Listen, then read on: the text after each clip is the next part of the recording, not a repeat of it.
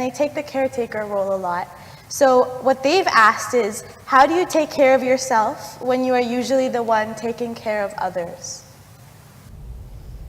If you're interested in the well-being of people around you, the first and foremost thing is you must keep yourself well, otherwise you will become a problem yourself. If you want to be a solution for a lot of things, first thing is you're not the problem. Physically, mentally, in any sense, you are not the problem, only then you can attend to things around you. Otherwise, with good intentions, you'll mess up the world. Believe me, good intentions have caused more horrible things on the planet than bad intentions. People have very good intentions, but they're a mess. The more they do, the more mess they will cause. Most of the mess on the planet has happened with good intentions. Right now we are in an ecological mess. It's happened with good intention or bad intention?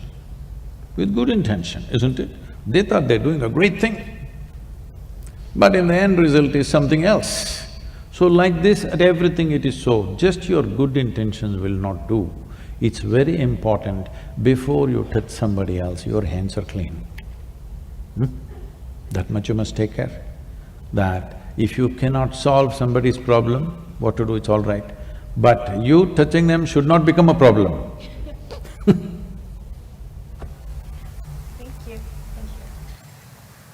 So Sadhguru, going back to what you were saying, that you need to be part of the solution, and going back to what Daniel was saying, that mental health is such a problem here.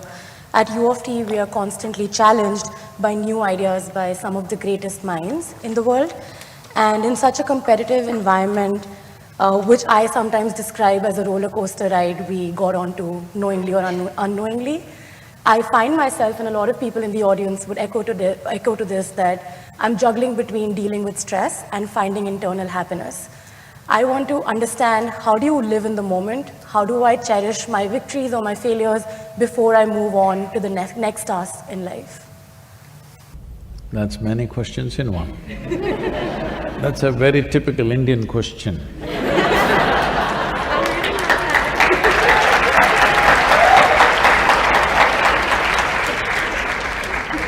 She left India only a year ago.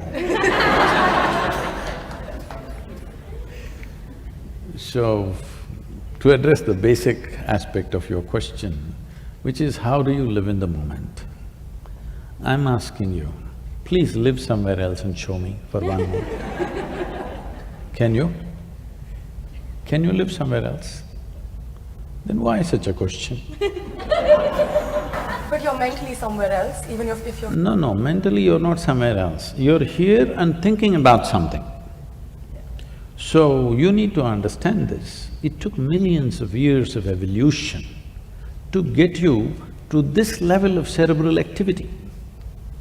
Now you're suffering your cerebral activity. Somebody is teaching you, don't think about yesterday, don't think about tomorrow, just be here in the moment. What they're telling you is, rewind the evolutionary process, become like an earthworm. Yes, of course, an earthworm is eco-friendly creature, which human beings are not, unfortunately. But it took millions of years of evolutionary work. I want you to just imagine, from a single-celled amoeba to you, the most complex creature on this planet, take an enormous amount of work, isn't it? You think it was all wrong? Hello? You think it was all wrong? So the problem is just this, you have a very sophisticated machine in the form of human mechanism. The simple question is, have you read the user's manual? User's manual? No. How's that? When will you read it? When you're 80 years of age? I know it's a long way for you, but when will you read it? You must make up your mind. See, suppose you buy a phone, do you want to read the user's manual within the first 3 days after you bought it, or after 3 years when you're discarding the phone? When do you want to read it? In the very beginning, at the earliest possible time, isn't it? So right now, the problem is just this. This is a very sophisticated machine. You have made no effort to know this. Without knowing this, you want to live in this and drive through the world in this, so it's a disaster, all right?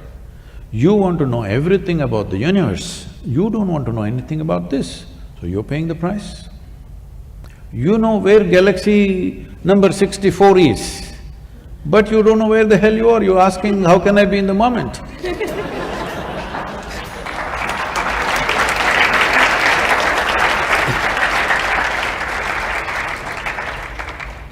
Simply, information is very deceptive.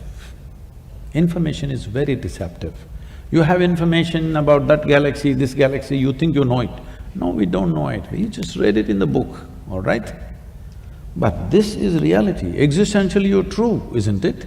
Humans know everything about this because this is you. You don't know that galaxy, that's another matter. If you wish, you can know. But you must know this because everything that you experience through this, isn't it? Do you see me right now? Where? Right here? Now, this light is falling upon me, reflecting, going through your lenses, inverted image in the retina. You know the whole story. Where do you see me right now? Within yourself. Where do you hear me right now? Within yourself. Suppose suddenly I become blurry and hazy, you think something wrong with me or with your vision?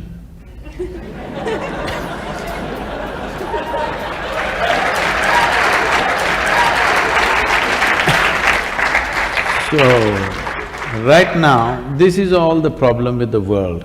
Your vision is blurry and you think there's something wrong with everything in the universe.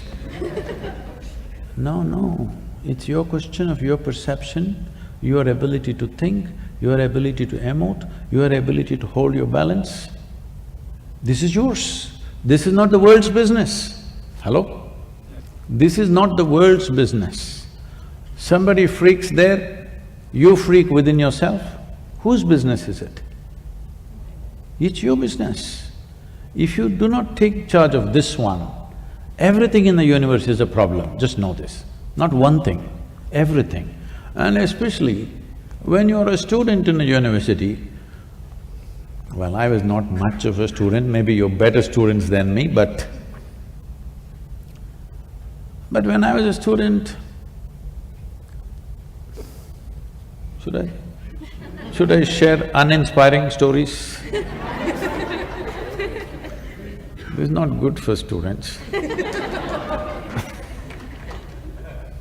So, when I went to the university, when I finished my school, I decided not to go to the university.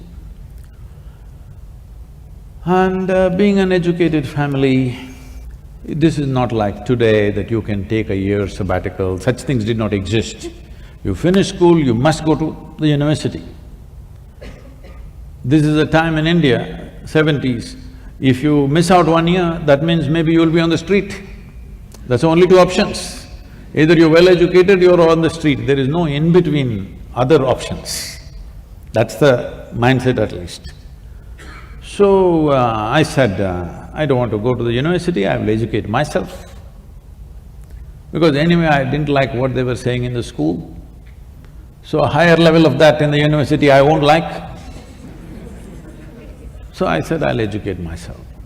And you won't believe, I thought people who supposed to be my friends, my parents, my loved ones, everybody started looking at me, I have done something, some crime. It's like I've done something against them. I only said, I'll educate myself. Suddenly everything became different. Suddenly everybody is looking at me like I'm some strange creature who is not doing whatever he's supposed to do. So this 1 year I spent in the Mysore University library. Every day, library opens at 9 AM, I was the first customer. It closes at 8 PM, I was the last one to leave. I was a… why am I telling you all this? In the moment.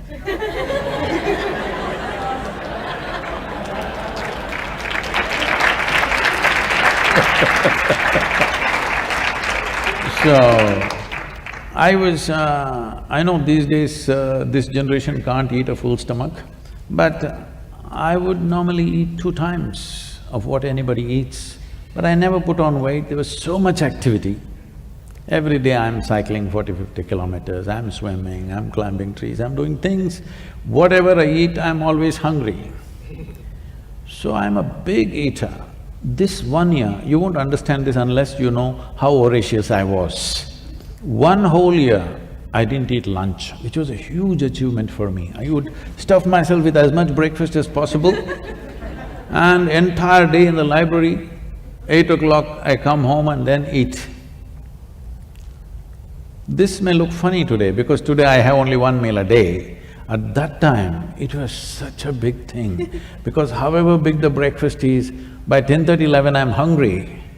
I remain hungry till 8 p.m., which was a huge thing for me. Today it's very simple for me to be without food. So I read all kinds of things, from Homer to Kalidasa, to popular mechanics, to National Geographic, this, that, all kinds of things. Nothing in particular, simply literature, philosophy, geography. Geography always fascinated me, so a lot about the world and the planet. 1 year went by like this. When the next academic year started coming, drama started at home. You know, initially your father tries to put his pressure, it doesn't work, and then the final armor is, mother, tears will come. Then you don't know what to do, you have no weapons against that one. So I said, okay, I will join the college, but only if it's English literature. They said, what will you do reading poetry? What will you do? My father, being a physician, said, I've got the seat ready for you, get into medical college, you'll do well. I said, no, doctor, no. Then he says, okay, do engineering. Then I said, this is not right. When I said no to doctor, if you had told me become a veterinary doctor, Ayurvedic doctor, this doctor, which doctor, something, I would look at it. I say no to doctor, you say engineering.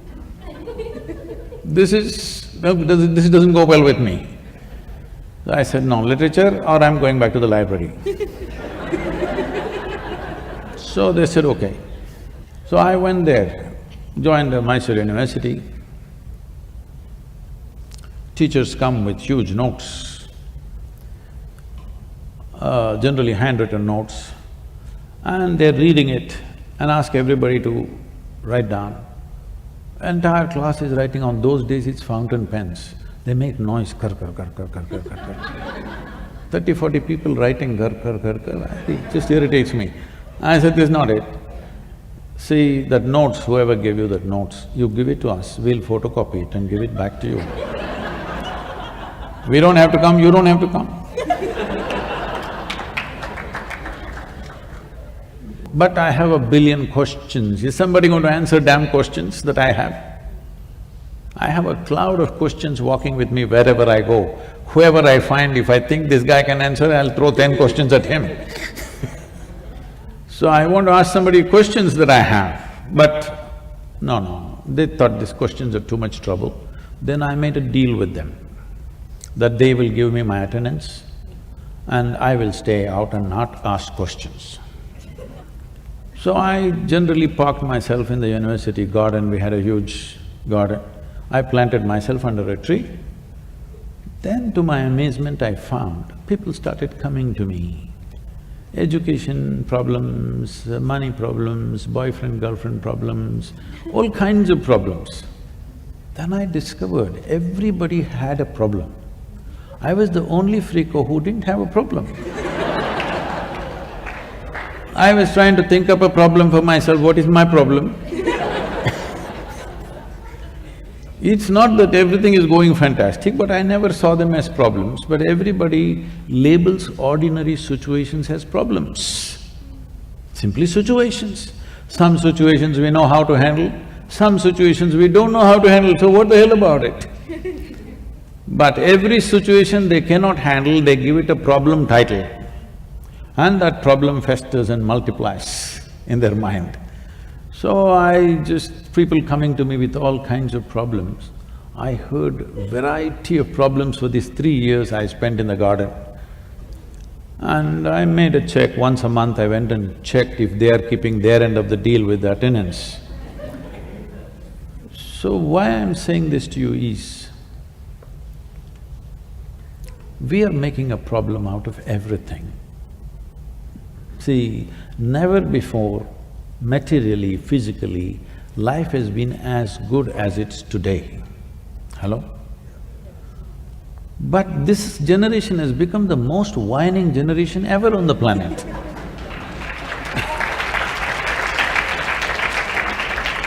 Small things, big things, everything whining, simply because they're taking such strong positions on everything. Youth means you must be open. You've not taken any position in your life yet. Yes.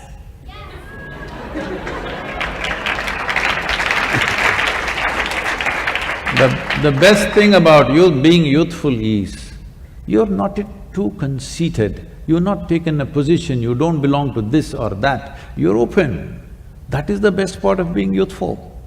But today I see people have taken strong positions about everything in the world. Once you take such positions, you will naturally create huge problems in your mind. What for are you taking such positions? This is a time to explore, this is a time to learn, this is a time to come to a broader level of understanding and perception. This is not a time to take positions. I'm this or that. They've even… by the time they're 18, they belong to some political party. It should not be so. Till you get out and find your way in the world, till then you must just soak up as much life as possible. Just see tomorrow what really works and you support that, what works for you and for everybody around you. Taking strong positions, the moment you take strong positions, the openness of your mind is lost. Once your mind is not open, suffering is inevitable. How else it'll be?